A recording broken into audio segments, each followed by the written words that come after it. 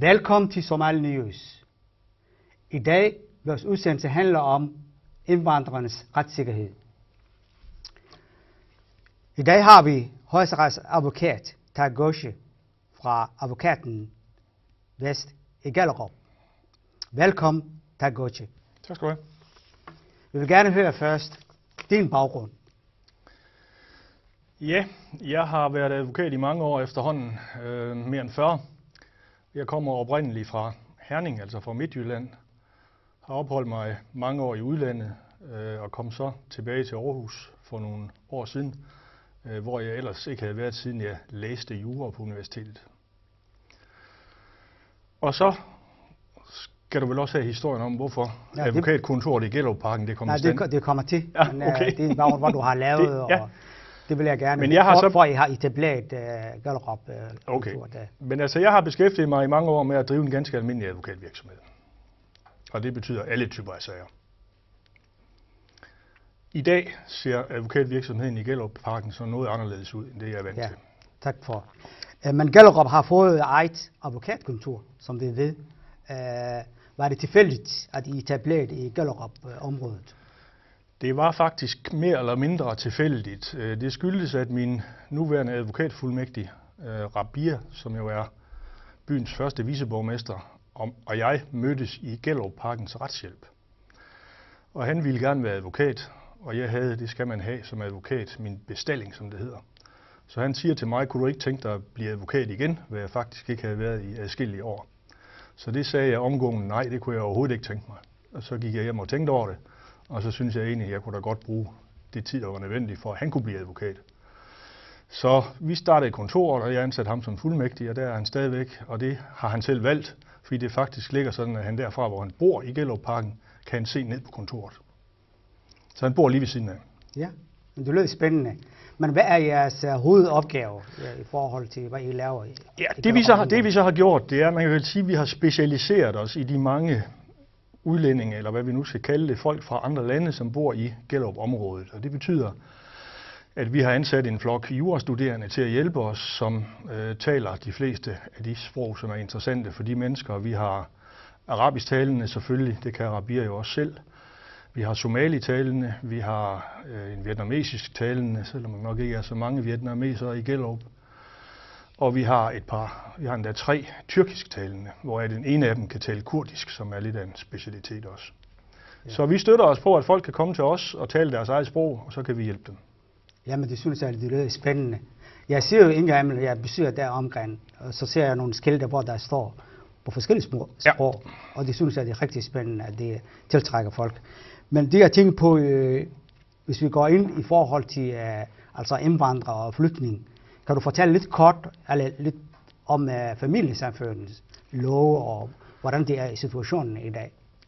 Ja, altså situationen er jo den, at regeringen har bestemt sig til, at man ville revidere lovgivningen i 3 omgange. Hvoraf de 2 omgange, kan man sige, de er færdige nu. Det var henholdsvis nogle ændringer i reglerne om familiesammenføring, nogle ændringer i reglerne om børn, og den 3. runde, den kommer så op til jul, uden at vi ved præcist hvornår, og den handler så om statsborgerskab, som jo også interesserer mange. Mm-hmm. Så det er ligesom de tiltag, den nye regering har foretaget sig, og hvis vi skal tage dem en af gangen, og det skal vi vel, så kan man sige, på familiesammenføringsområdet, der er der så sket det, at reglen, den gamle regel på 28 år, hvor man skulle være 28 for at blive familiesammenført, den nu er kommet tilbage til det endnu ældre system, som vi oprindeligt startede med, nemlig 24 år. Det er nok den væsentligste ændring, der er foretaget på det punkt. Mm. Så er det også sådan, at før i tiden skulle man være her i 7 år for at få en permanent opholdstilladelse. Det krav det er sat ned til 5 år. Og hvis man har arbejdet her i landet, så falder det yderligere til noget, der ligner en 3-4 år. Så kan man altså få en permanent opholdstilladelse, og forskellen på de 2 er, at hvis man har en midlertidig opholdstilladelse, og ens mand går fra en, eller omvendt man går fra sin mand, så mister man opholdstilladelsen. Men hvis man har en permanent opholdstilladelse, så mister man den ikke ved, at forholdet bryder sammen. Mm-hmm. Så det er lidt vigtigt at få en permanent opholdstilladelse så hurtigt man kan. Tak. Hvad med børn mellem 15 og 18 år? Har de også ret til familiesammenføring? Nej, det er så sådan, at reglen på det punkt ikke er blevet ændret. Den har jo fra den gamle regerings side været 15 år, og det er den stadigvæk. Så man skal altså ikke regne med at få sine børn mellem 15 og 18 år ind i landet, med mindre der er nogle helt specielle omstændigheder. Men som hovedregel, så er svaret nej, det er for sent. Det er for sent. Det bliver ændret. Ja. I forhold til den alder ellers. Altså man kan sige det på den måde, hvis man vil have sine børn ind i landet, så skal man altså ikke lade dem bo, hvis det nu er en part, der er flyttet ind i landet, og måske bor så faren til børnene eller moren til børnene i deres hjemland, det vil altså i Somalia eller hvad det nu er, så skal man altså sørge for at få de børn hentet til Danmark, inden de bliver 15 år, ellers får man dem sandsynligvis ikke op. Ja, okay. Ja. Skal børn over 8 år vurderes på deres og familiens evne til at sikre vellykket integration? Ja, på det punkt er der også kommet nogle ændringer, men det er lidt tvivlsomt i øjeblikket, hvad praktisk betydning de får. Man kan vel sige det på den måde, at tanken med dem er, at det skulle blive nemmere for de små børn. De skulle ikke underkastes helt så strenge regler, som de var i gamle dage. Så det er rigtigt nok, at børnene skal testes lidt, men det burde ikke være nogen hvad skal vi sige, prøver, som de fleste, eller det er prøver, som de fleste kan bestå. Så det er blevet nemmere at få de helt små børn ind i landet. Ja, det er nemmere for, det er nemmere. for små børn. Men hvis vi kommer tilbage til Somalia, du mener, at alle, de har jeg læst det fra forskellige steder, at alle EU-borgere har ret til at få besøg af deres familie. Men det er alt for svært for somalierne i Danmark at få deres familiemedlemmer hertil. Og i forhold til danske regering ikke anerkender nogle officielle dokumenter fra Somalia. Hverken pas eller visesattest. Det er det, vi har læst det fra forskellige ting. Og du mente, at det var diskrimination i forhold til somalierne, som du har udtrykt. Men kan du uddybe lidt nærmere på det? Ja, det kan jeg godt. Der er en forskellig praksis i de forskellige EU-lande. De regler her, de handler om, hvis vi snakker om et visum for eksempel, fordi man gerne vil have besøg af sin gamle mor eller sine børn for den sags skyld, så skal man jo have et visum, som man typisk vil få for 3 måneder, altså et turistvisum til et privat besøg. Det, hvis vi lige koncentrerer os om det. Så er det sådan, at den danske regering principielt ikke anerkender nogen som helst dokumenter. For at få et visum skal man aflevere sit pas, for eksempel. Hvis man besøger sin mand, skal man aflevere en vielsesattest, eller sin hustru. Og uanset hvad for nogle papirer man kommer med fra den somaliske regering, så siger den danske regering, dem anerkender vi ikke. Og det betyder ud fra en praktisk synsvinkel, at det er ikke helt umuligt, men meget sværere for somaliere end for alle andre lande, hvor vi anerkender sådan nogle dokumenter, at få et visum og dermed komme ind i landet, fordi et visum, det er så også det første skridt til en familiesammenføring. Hvis man vil have det, så skal man reelt have været her på 2 visumophold mindst, før man får lov til at få familiesammenføring. Så man kan sige indirekte, så blokerer de regler også for familiesammenføringer. Det her, det er indirekte, det er ikke noget officielt Jo, det er officielt nok. Jo. Vi har på kontoret liggende adskillige afslag på visum fra Somalia. På grund af... Simpelthen fordi vi har den holdning her i Danmark, at der er ikke nogen regering i Somalia, altså kan de mennesker, der nu regerer landet, ikke udstede nogen papirer. Og så kan jeg så fortælle dig, at det er en holdning, vi står ret alene med i EU. I Frankrig for eksempel har man den modsatte holdning. Der kommer alle somalierne ind, ligesom folk fra alle andre lande.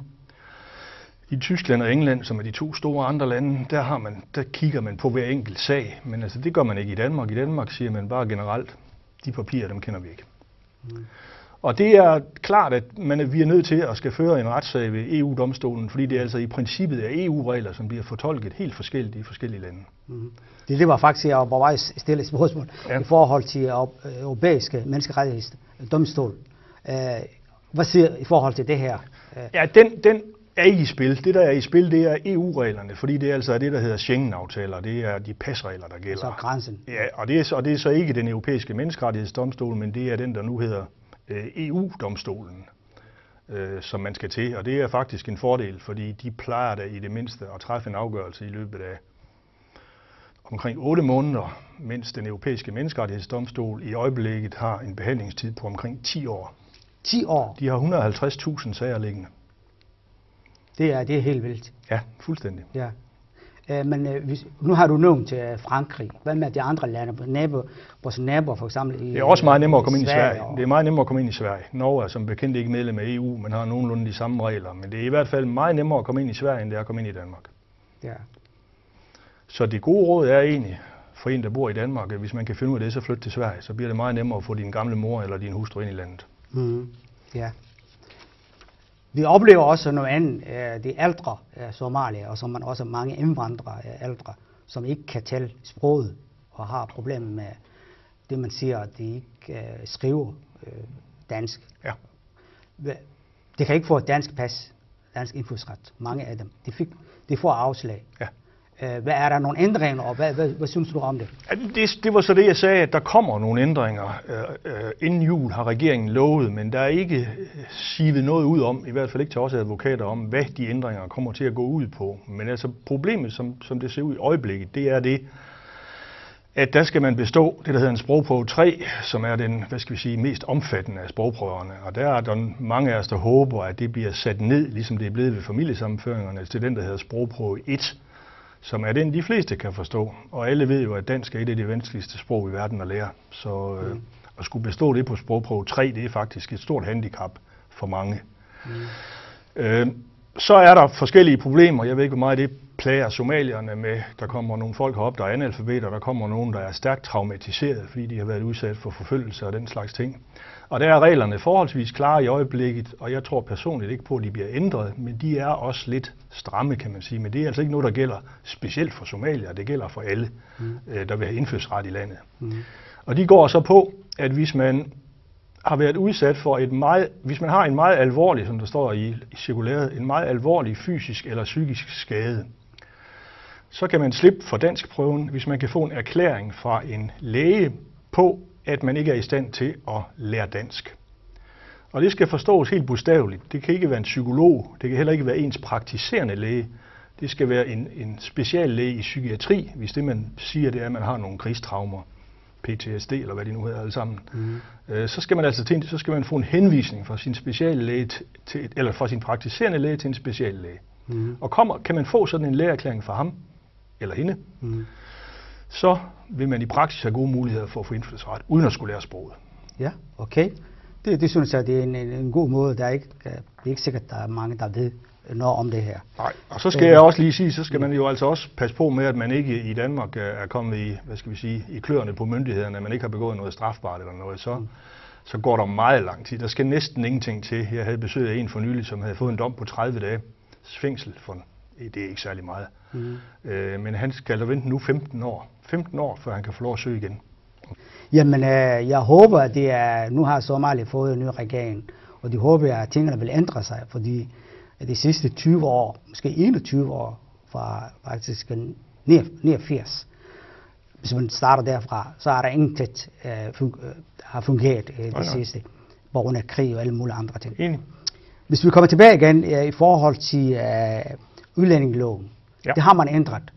Daværende regering har ændret næsten 18 gange i forhold til udlændingsloven.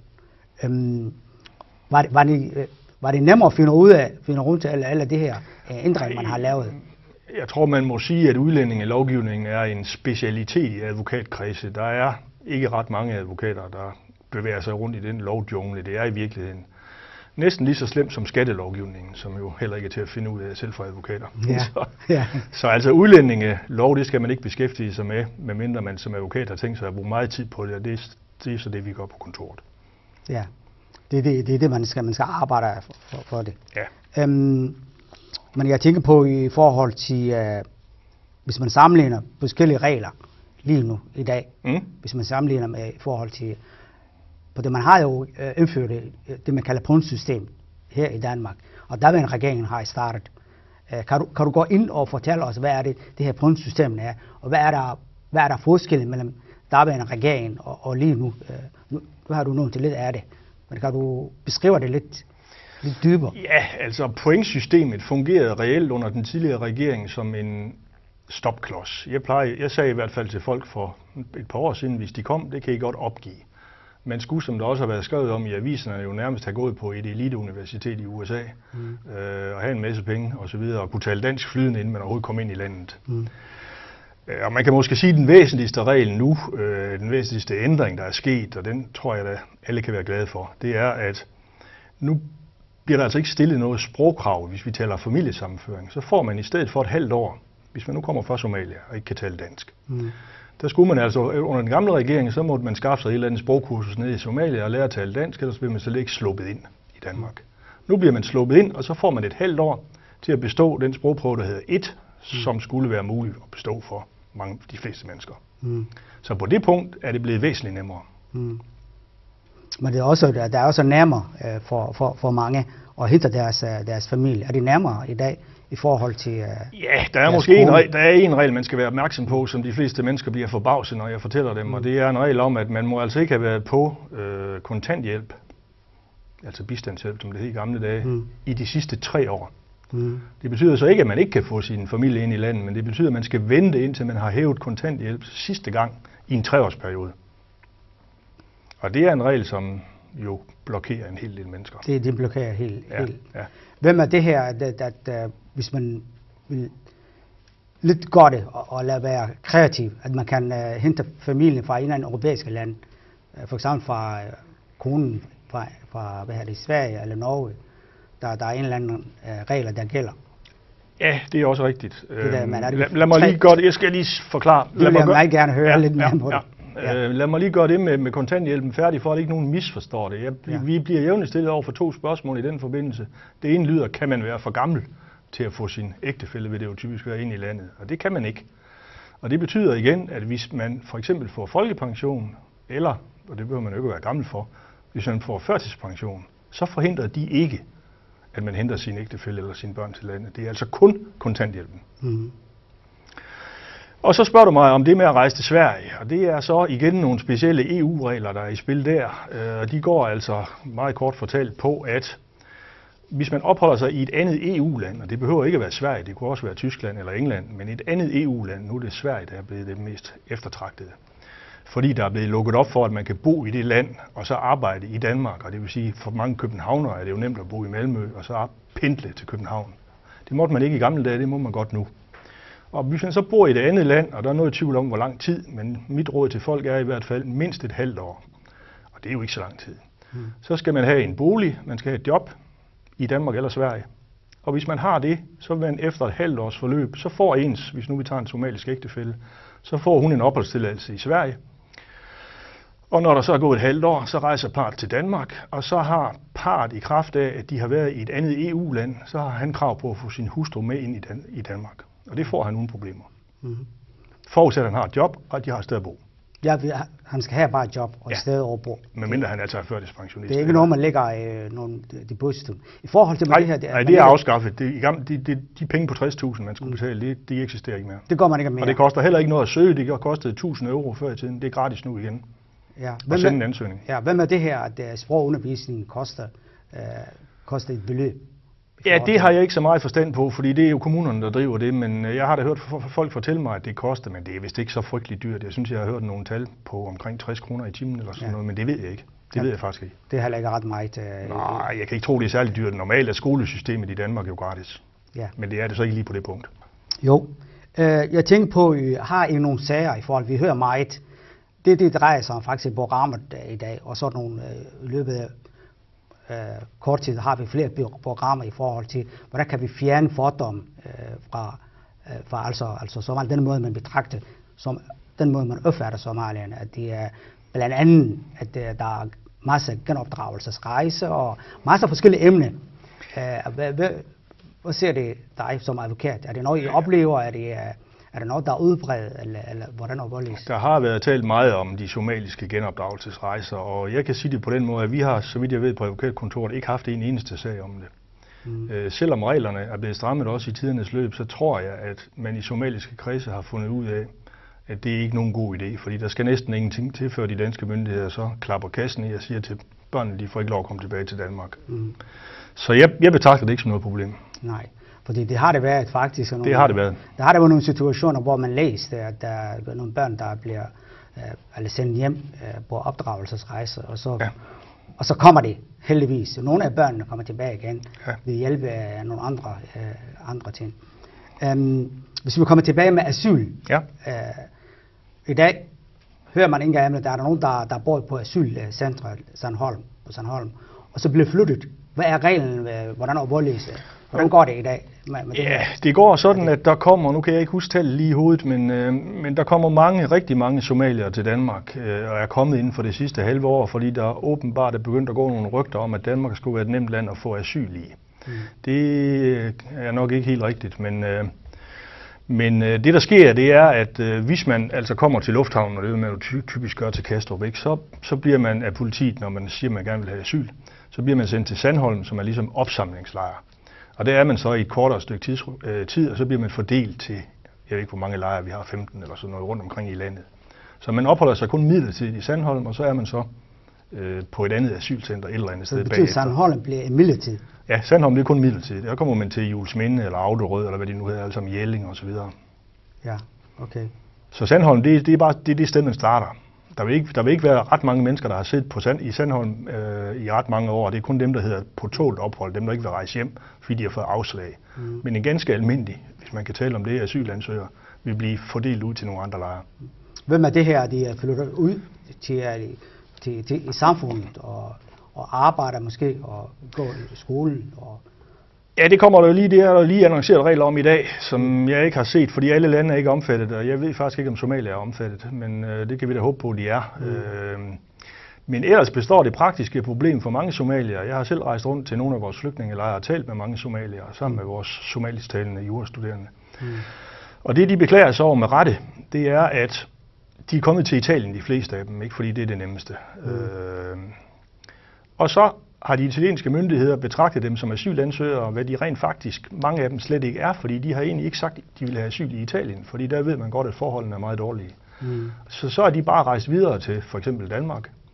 Når de så kommer herop, og den danske regering finder ud af, at de er registreret i systemet, det bliver man inden for EU ved at skal sætte sit fingeraftryk, hvis man kommer ind i et andet land som udlænding. Hvis de så bliver registreret i systemet, så betragter både Danmark og Italien dem som asylansøgere, selvom de måske aldrig har taget det ord i deres mund i Italien.